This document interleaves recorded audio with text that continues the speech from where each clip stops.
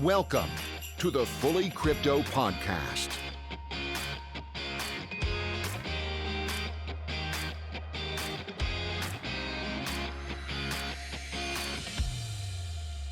Ho, ho, ho, and welcome to the Fully Christmas podcast, your home of quality undercooked turkey and drunken family arguments. No, I can't keep that one up forever, unfortunately. My name is Mark Hunter, and with me on this special Christmas edition of the Fully Crypto podcast is a man who, if you're very lucky, will also be coming down your chimney on Christmas Eve. It's Alex Mears. Hi, sir. How are you doing today? After an introduction with a grubby joke, I'm absolutely fine, thanks. How are you doing? Yeah, I'm really good, actually. I did like your intro. It was a nice festive one. Oh, thank you very much. We should start with an apology because we had planned to bring you a podcast last week. We'd recorded it and then found out that for some reason my microphone wasn't interested in Christmas and it seemed to have died on me. So we can only apologise for our absence last week. We're very sorry. Mark's mic was having a Christmas holiday. I'm going to slide over the fact it's pretty new and it shouldn't be taking time off without clearing it with me first. I'm not Scrooge or anything, but, you know. Yeah, it's still on probation. Yeah, exactly. So hopefully this is all going out loud and clear and we're all good. So how are you doing for Christmas, mate? Are you all set up and ready to go? Yeah, I'm all set up, ready to go, ready to just chill, have some family time, you know? The night before is a very long night, isn't it? I think people who aren't parents don't realise it. Oh, it is. Like, it's like 2-3 hours, isn't it? Just putting gifts out and it is faking a break-in from Santa. I know, but to be honest, even when the kids are over Santa age, there's still so much to do. Like, we put the kids to bed like 7 o'clock. And then there's this impression in my mind that, great, gin and tonic, feet up, let's watch a Christmas movie. But no, there's so much to do because they're up like 5 o'clock as well. Oh, exactly. A lay, 5 o'clock's like a lay-in. yeah, exactly. So, we're all ready to go. But before we embark on our respective Christmas adventures, we do have one more Fully Crypto podcast for you. And we will start this pre-Christmas edition with something not very festive at all, which is something that the wider world, as well as the crypto world, couldn't really miss this week, and that was the Ledger hack, or the Ledger kind of security breach. So we couldn't really not mention this, considering, as you'll hear, both of us were affected. So, oh, don't tell them that. Now they're gonna know. Oh, well, please don't track us down, murder us, and take our ledgers, because I haven't even got mine anymore. So, Yeah, I've not got mine either. So, Alex, why don't you give us a bit of a breakdown on what actually happened and what Ledger's response has been and kind of where we go from here? So, back in June, I believe it was, Ledger was hacked, and it took them till July to notice this had happened. And at the time, they sort of sent out a statement saying, hey, we've lost some marketing material, but, it's not the end of the world. We know we're doing what we can. And that was sort of the end of it. But then more information started circling on the dark web. Sort of people's home addresses, their email addresses, their phone numbers. Everything you'd sort of put in to get your ledger delivered to you. Mm-hmm. And somebody dumped it on the clear web. And a forum. I forget the name of the forum exactly. Raid forums, wasn't it? Yes, that's the one. Yeah, Raid forums. And then it spread to many other forums. So Ledger then said, oh yeah, we did get hacked back in June. And it was all this information. And if you were one of the fortunate, was it 207,000 people who had all of their details leaked, then you got a nice message saying, hey, you're one of the 207,000. We're sorry. And so if there's 207,000 people out there who have their addresses, phone numbers, full names, everything you can imagine about them, the fact they own a Ledger wallet is just now out there on the internet waiting for someone to enjoy. And there's also over 1 million just email addresses as well, so prepare yourselves for Spam Kingdom. Well, that had been happening anyway, because like you said, it was June when it happened, and July when they realised, and I think it came through a bug bounty thing. So if this bug bounty hunter hadn't approached them and told them what happened, who knows when they would have found out. But oh, exactly, they may never have noticed until now. Yeah. So it was, and I think at the time, like you say, they made this announcement at the time and said, there are some people that have got this stuff missing. And I think I have a memory that they said something like 9,500 people have had their full details, stolen. Yeah. Don't know where they got that figure from, but anyway. So yeah, so this info has been knocking around the dark web, changing hands for six-figure sums apparently. And yeah, now this guy has just dumped it all on the open web. And yeah, it's kind of concerning because if your data has been taken from a random website and it's out there, that you've been shopping at Amazon or eBay, whatever, that's one thing. But, someone's not going to try and kind of target you personally for that. But when your name is on a list of a company that makes cryptocurrency wallets, that shows that you are potentially very, very wealthy, and that you have got enough money to warrant you putting it onto a hardware wallet.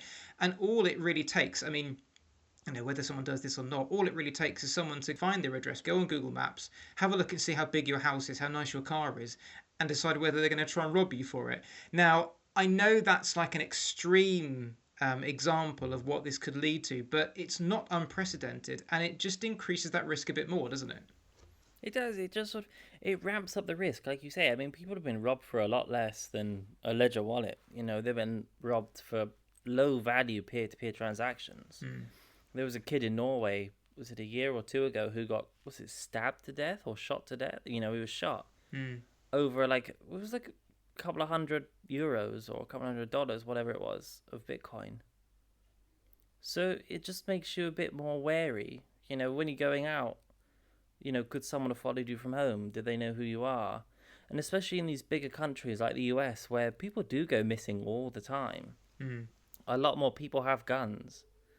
It's a bit more scary because people actively know that you have enough to hide, as in you have enough to take your crypto security seriously, and they know your name, where you live, your phone number, they know everything about you. It's just a bit spooky this time round. And before, it could have been the kind of people that would try a remote attack. The people that were buying it on the dark web were the ones that would do it remotely from behind a PC. But now suddenly, if there's some bad guys operating in your area, wherever you happen to be, it's just it's really easy for them to try and get hold of you now.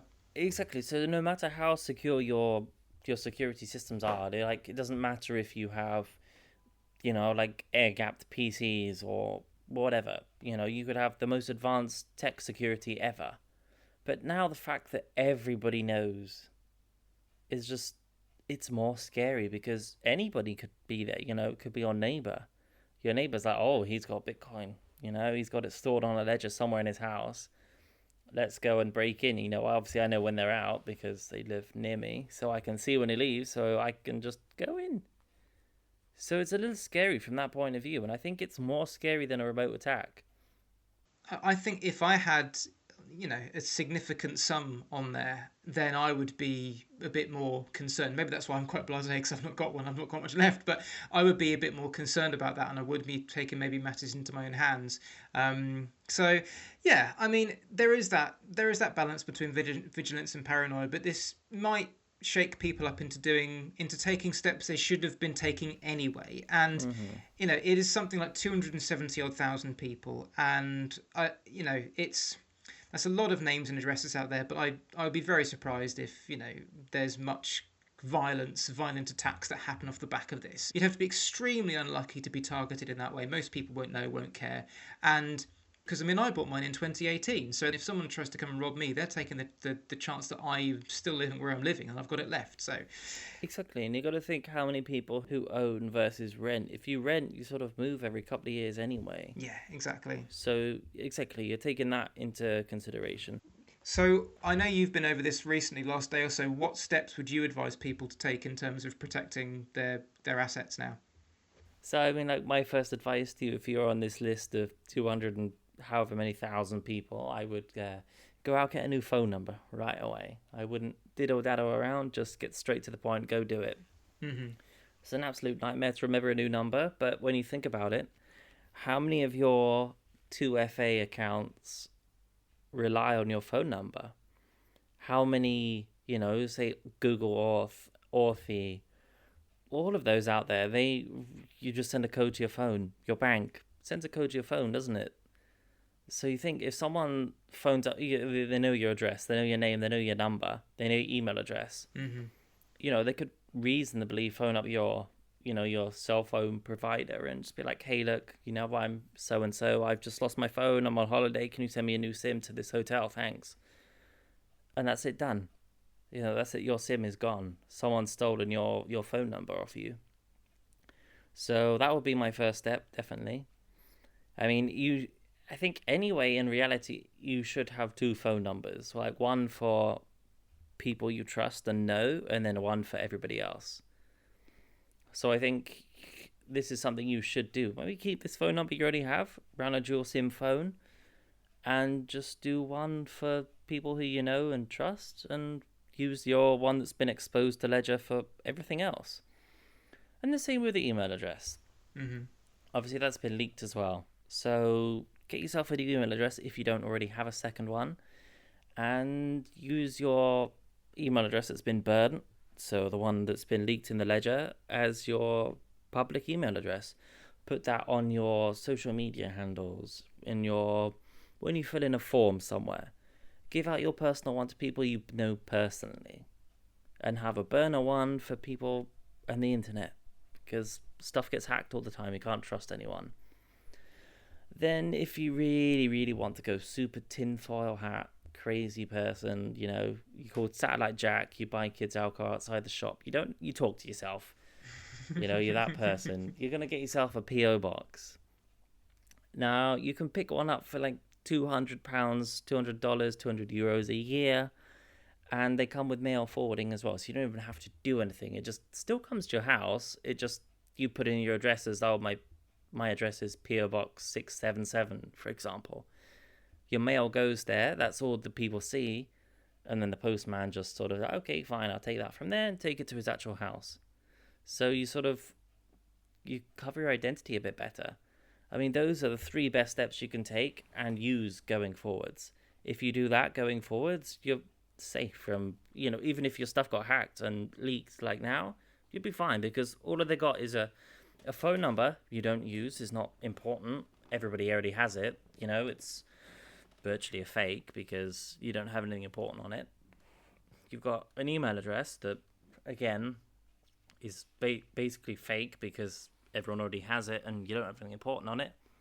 And your home address isn't actually a home address. It's a PO box that no one can follow you to.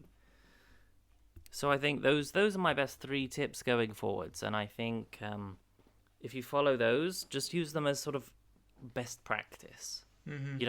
Obviously, it's not going to fix your issue with Ledger right now, but it's going to mitigate this happening again in the future. And I think that's how you have to take this, not as something that you need to fix. You have to see this as something, as a learning curve, don't you? You have to see this as, okay, this has happened. I've learnt my lesson. This is how I need to be going forwards. I need to be safer. This event has definitely pushed me to diversify, shall we say, my email situation. So I'm gradually, I've moved all my crypto accounts over to a new one today. I've created a separate one, so all my shopping, all my online shopping goes to a separate email address. So I'm slowly kind of getting to that process now, but it's going to take a few days. Maybe with this Christmas break coming up, it's going to be a rather boring process, but it's time to take the day it's going to take to sort it all out in one hit. It's a day of hassle. It's a day of crap you don't really want to deal with, but in the long run, it's going to save you a lot of headaches, a lot of hassle, and potentially a lot of money. So, do it. Please do it. Take a day off. Just be like, hey, look, I'm going to change all my email accounts, my phone numbers today. And do it. Sit down, spend the day and do it. Don't put it off. Don't say, I'll do it next week. Just do it. Do it tomorrow. Because, all it takes is for, someone to go, I'm going to do it right now. I'm going to go and, I know all this stuff about this person. Let me do it right now. And you've gone, I'm going to do this tomorrow. I'm going to fix everything tomorrow. Don't risk it. Just do it. You'll regret it otherwise. You're listening to the FullyCrypto podcast. The other thing we were going to touch on in our pre-Christmas episode is the one and only Mr. Calvin Ayre. Now, unfortunately, because of our microphone issues last week, we were supposed to run down his predictions that he made back on January the 1st, 2020. He made a bunch of predictions for BSV, and he got 4 of the 5 predictions horribly wrong, including my favorite, which is the one where he said that BSV was going to be the most valuable coin in the crypto space ahead of Bitcoin. But fortunately, since then, he has delivered, just like the Queen, delivered another Christmas message to the BSV faithful. So I thought what we might do is run through what he thinks 2021 is going to bring. Obviously, we can't sort of fact check that, but we can discuss the likelihood of these things and see kind of which direction he thinks we're going to go in. So, yeah, you ready for a bit of Calvin Ayre dissection? I love it. That sounds fun. Great stuff. Okay, so the first line we've got from Mr. Ayre, the first thing he said about 2020 for BSV, he says, 2020 was a crazy year, but it actually wasn't all that bad for a project I hold near and dear, BSV. Now, the reason why this is interesting is because he says it wasn't all that bad for the project, yet 4 of the 5 predictions he made, all of which related to BSV growing and becoming this great monolithic blockchain entity, didn't come true. He failed on 4 of the 5 accounts. So I'm going to say that if he thinks that isn't that bad, then what are his personal hygiene standards? I really don't know. I mean, honestly, if you're one of the hookers that's getting paid to sleep with him, don't. It's just not worth it. I mean, if you've predicted that your project is going to be worth more than Bitcoin, and Bitcoin ends the year at 23,000, BSV's at $160, you're so far wrong, and yet you think it wasn't all that bad. Yeah, it's a massive leap in standards. Yeah. But I mean, I guess it depends. Like, his predictions were very wrong, but BSV did make some other sort of gains this year in the sense of, certain big companies did join the space. They made a lot of improvements. They did a lot of work. They added a few more features as well, which, it sort of breaks it. I wouldn't say breaks even, but it makes it not so bad. His predictions were terrible, but, with the progress it made, it's not that bad. So I can see where he's coming from. Like, I don't want to sound like a sympathizer here, but I've got to play the devil's advocate. True, and I'm glad you are. Otherwise, it'd just be 2 of us shouting at BSV. So no, I think you're right there. I see your point. Okay, he goes on to say this is point number 2. When Craig originally invented this technology, he actually wanted to invent a technology that was going to be the world's best at big data management. Now, there's a couple of queries I've got here, because I thought when Craig invented this technology, let's just gloss over that. That's a whole other podcast, as we've said. Yeah. But when he read about it. Yes. It says he wanted to invent a technology that was going to be the world's best at big data management. Now, it's not clear whether he means BSV or Bitcoin here, because if he means BSV, he didn't originally invent the technology. It was a fork of Bitcoin Cash with some tweaks. But they are really big on big data. But on the other hand, he can't mean Bitcoin either, because there is no mention in the white paper of big data. In fact, you search for the word data on the Bitcoin white paper, and the word data comes up once in a different context. So he's wrong on both counts. He didn't invent BSV, and he didn't invent Bitcoin he thinks he did, but he didn't invent Bitcoin to do with big data management. So where's he coming from on that front? Yeah, I mean, he sounds absolutely loco here. I mean, but I said this before.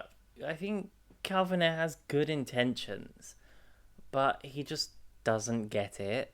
Like, he's not a crypto person. He is just...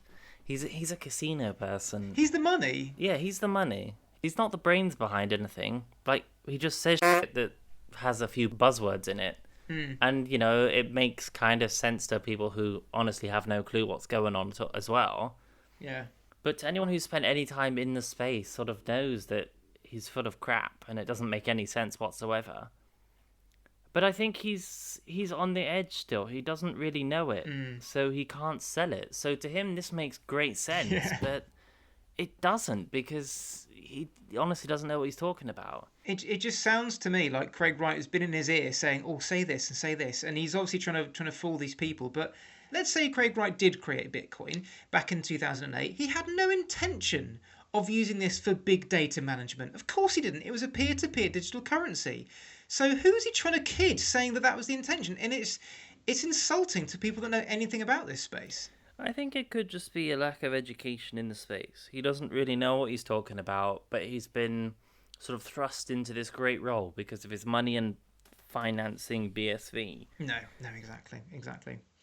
On to the next one. The next nugget of gold Calvin Ayre tells us is that the reality is that this massive scaling and its data management capabilities is going to make it the only contender to be the world's first true world computer. Now, I mean, pick that apart syntax-wise, but the concept is he wants BSV, or he thinks BSV is going to scale to be the world's first true world computer. Now, I did some Googling on this because I'm not sure what a world computer is. And I was thinking, well, has someone defined what a world computer is? No, I would say the closest you get to that is a zombie botnet. Well, yeah, so that you're basically right. So if you put in world computer, nothing of any value comes up whatsoever. However, if you put in what is a world computer, or is there a world computer, the first 5 pages, probably beyond, I couldn't be bothered scrolling further, but the first 5 pages of the Google search at least all refer to Ethereum. They say Ethereum is the first world computer, which was kind of interesting to me that of all the different things that could be considered a world computer, Ethereum is the one that is considered by most of the internet. Mm-hmm. So he's wrong there, because the world's first world computer seems to have already been decided. The point he's trying to make here is he says the world's first true world computer. How do you measure truth as far as a world computer goes? I've no idea. I think this is, perhaps where Calvin Ayre is going. He's hoping for some hash war, perhaps with Ethereum, or some DApp war. And he's just hoping that BSV comes out the winner and he can rewrite history. But Vitalik was wrong very clearly, because we're the winner, so we're right. 2 things. Firstly, I think it's very handy that he has chosen a metric that can't be measured. There's no definition of what a world computer is. You can make all these grandiose statements you want, but if there's no definition for a thing, then you can't test against it. And then he, I think, knows that there's something out there that's already considered a world computer, i.e. Ethereum. And so he has to put in there, he says, the world's first true world computer. That seems to suggest that Ethereum is somehow some false world computer, and that BSV is the real one, and that there is some way of testing the truth of a world computer. He can't really lose this, because you can't prove it either way, but he will go on and say, we're the world's first true world computer. You can't prove that. No, you can't. Do you know who he reminds me of? He reminds me of Donald Trump. Yeah. Like, he is the Canadian version of Donald Trump. It's all just words and bluster and ignorance of facts, and just, I'm the best, we're the best. Anybody else that says anything otherwise is wrong and a liar. Yeah. That's Calvin Ayre, isn't it? He's full of air. He's hot air. Yeah. He can come out at this time next year and say, we did it, we're the world's first true world computer. Who can argue against him? Right, this is the last point of interest he makes on his little Christmas speech. He says, I believe that Craig is going to win all of his lawsuits. I believe the evidence is on his side, the facts are on his side, and history is on his side. Okay, you want to believe that Craig's going to win all his lawsuits? You can believe all you want before the events, that's absolutely fine. What are his qualifying statements for believing that? I believe the evidence is on his side, the facts are on his side. Now, again, those haven't been proven in the final court judgment yet. However, this is what Judge Reinhardt, who awarded the Kleiman side the initial kind of payout all those months ago, this is what that judge had to say about Craig Wright's evidence. The evidence establishes that he, Wright, has engaged in a willful and bad faith pattern of obstructive behaviour, including submitting incomplete or deceptive pleadings, filing a false declaration, knowingly producing a fraudulent trust document, and giving perjurious testimony at the evidentiary hearing.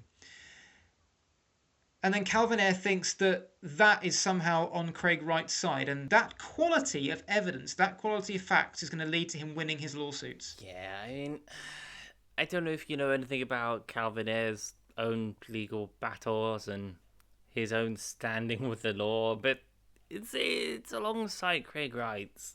Let's put it like that. Yeah, he's not the squeakiest of clean people out there. So I think his definition of clean and well-behaved is a little bit skewed. He's not the best judge, you mean? No, yeah, he's not the best judge of character. I mean, like he manages to escape from stuff because he's got money to pay things out of court and settle stuff out of court. I mean, so does Craig Wright. But the things he's taken to court, they can't be settled out of court now. He's taken them too far. Yeah. This is the other thing. He says that history is on his side.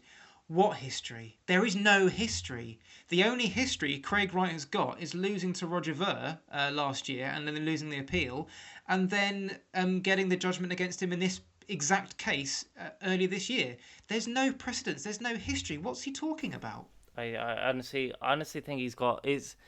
Blockchain is well above him. Blockchain law, even further above him. He just spouts out crap that he wants to believe, and he thinks he's the sort of crypto Twitter messiah that everybody thinks is Jesus. So whatever he says goes, but it's really not the case. But he's not figured that out yet. No. So those are the predictions he has made for 2021, and given his 2020 performance, I am not in a great deal of hope that he's going to perform any better next year. Well, you know what? I'd really love to see him get a couple more right this year. I want to see him get 2 out of 4.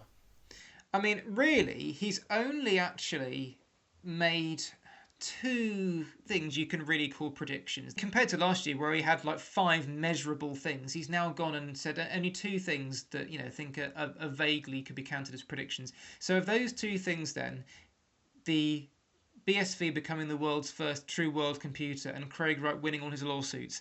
Let's say he's going to get one of them right. Which one do you think is going to be the one he gets right? Well, a supercomputer, because he can design the test. Yes, he certainly can. And I have a feeling he will pass if he does. Yeah, I mean, which one do you think he's going to get right? I think it's not so much which one he's going to get right, it's the one that's going to be got wrong. And I don't think, with the fact that Craig Wright is facing the Kleiman thing, he's facing Peter McCormack, and he's facing Hodl-Naut, and maybe others I don't know about. He went through that rash of suing people. I just can't see him winning in it, regardless of the evidence. If you've got one person having 3 court cases in 1 year, the odds are they're not going to win all 3. Just generally, the odds are they're not going to win all 3. If he's going into these 3 cases with the evidence he's used so far, which has been pretty much thrown out by all the judges he's come across, he may not win any of them. He certainly won't win all 3. And so I think if there is any chance of any of those coming true, it's going to be the supercomputer, because there's no way Craig Wright's going to win all 3. No way. We'll see what happens with Calvin Ayre in 2021, his predictions. We'll see if BSV can rise to the top and become the world's first true supercomputer. And we'll come back this time next year and let you know how he's got on. You're listening to the FullyCrypto podcast. Now, Alex, I know you thought we were going to leave this podcast here, but I've got a little Christmas surprise if you're willing to accept. Is it something Calvin Ayre would like too? Is it a 16-year-old? It's not. It's something much more exciting than that. This is the FullyCrypto 2020 Christmas Crypto Quiz. Oh, the legend itself. Now, this quiz is out on the FullyCrypto website, fullycrypto.com, today as well. So if you would like to partake in the FullyCrypto 2020 Christmas Crypto Quiz, don't listen to what's about to happen, partly because you're going to hear Alex get all the questions wrong, but also because I will be given the answer after the question, so you might want to skip forward a bit or pause this, take the quiz yourself, and then come back to this. Pause it, do the quiz, and come back. See if you can do better than me. Because I guarantee you won't, because I'm genius. I'm like Einstein.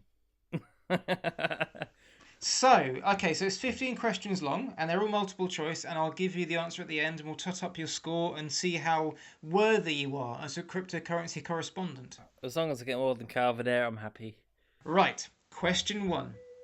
What was the price of Bitcoin at midnight on January the 1st, 2020? Was it $6,187, $7,187, or $8,187? Was it 6,000? No, it was $7,187. What? Damn. First question wrong. Question number 2. You're going to have to keep score here, by the way, because I'm terrible at keeping score. All right, I've got 1 for 1. You haven't. Number 2. What is the total dollar value that MicroStrategy has spent on Bitcoin this year? Is it $750 million, 1.1 billion, or 1.5 billion? Is it 1.5? It's 1.1. I was going to say 1.1, but I thought, that's a bit weird. So, Oh dear, I'm not doing well. not a Shit. good start, not a Calvin good Ayre. start. No, Okay. terrible start, mate. Number 3. How much Ethereum was needed to fill the Ethereum 2 deposit contract in November? Was it 424,288, 524,288, or 624,288? The first one? Yes, he's got one right. Lucky guess. It was 424,288 ETH required to fill that back in November. Lovely job. Okay. Question number 4. We've covered this already, so this is more of a memory test of the last half an hour than anything else. Question 4. dear. To whom did Craig Wright lose a court case in January? Was it Hodlnaut, Roger Ver, or Dave Kleiman? It was Dave Kleiman, wasn't it? Or Era. The Kleiman estate. No. He lost to Roger Ver in January, and he lost to Dave Kleiman in June or July. Okay, I thought that was the question. You see, you're not even listening. I said, to whom did Craig Wright lose a court case in January? Oh, I thought you said earlier this year. No, you thought that. Oh dear. No, we'll be honest then. If I had said January, who would you have said? I would have said Roger Ver because Hodlnaut and the Kleiman guy were later on in the year. They were like summer. Well, you know what? I'll give you that. I believe you. I think you would have got that if you'd listened properly to what I was saying. Thank you. So what have you got now? 2? 2, yeah. I like 2. I'll take 2. Question 5. What was Justin Sun's winning bid to secure lunch with Warren Buffett? Was it 3.75 million, 4.75 million, or 5.75 million? Do you know what? I don't know because I thought it was 1 something. So I'm going to go the low one, 3. No, 4.75. What? I thought it was like 1 something. No, that's so much money. That's so much of the Tron buyer's money he spent on that stupid pointless lunch.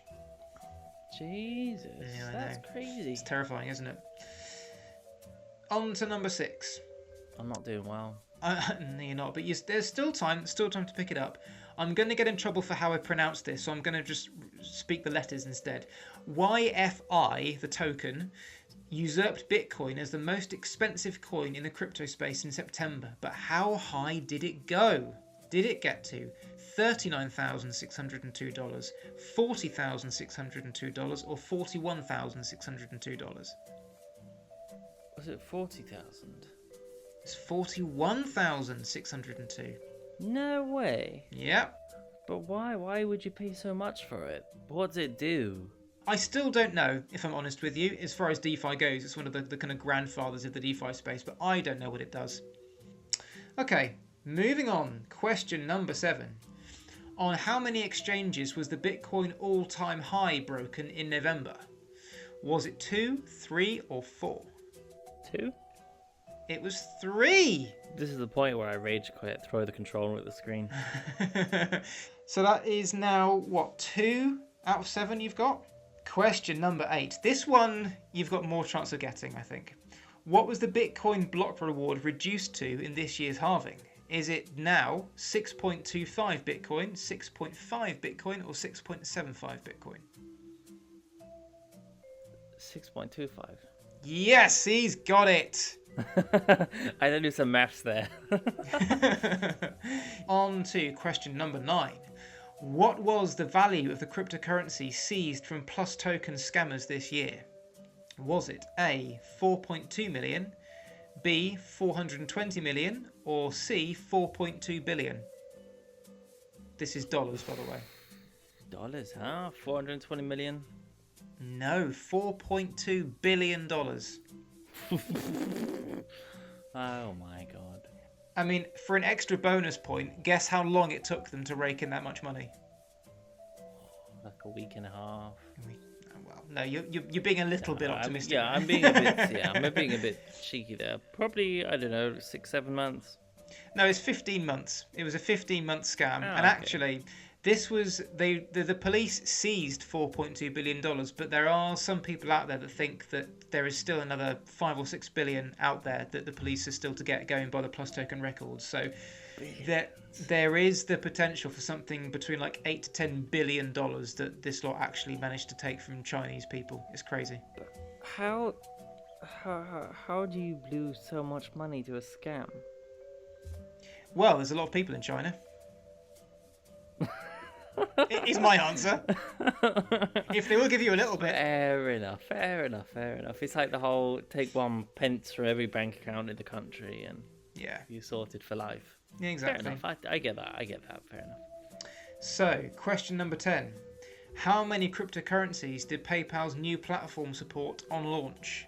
Was it 4, 5, or 6? I want to say 4, but I'm feeling overconfident in 4. Is that your final answer? No, stop it. You're making me regret it now. I'm going to have to go with 4. 4. Are you sure? Are you sure it's 4? I'm not sure it's 4, but it's my answer. It was 4. Oh, wow. Now, for some bonus money, can you name the 4 cryptocurrencies? Bitcoin Cash, Yes. Ethereum, Yes. and Litecoin. He's got it. He's got some bonus cash. Oh, bonus. Look at that. Wow, fantastic stuff. I'm a bit disappointed now because, I was 4 questions for 4 things there. No, sorry, that's not how this game works. Fine. You got 1 XRP token for each of those extra questions. That's the cash you've won. So I've got like 20 cents. Yeah, pretty much. a couple of bucks. Yeah. All right, okay. On to question number 11.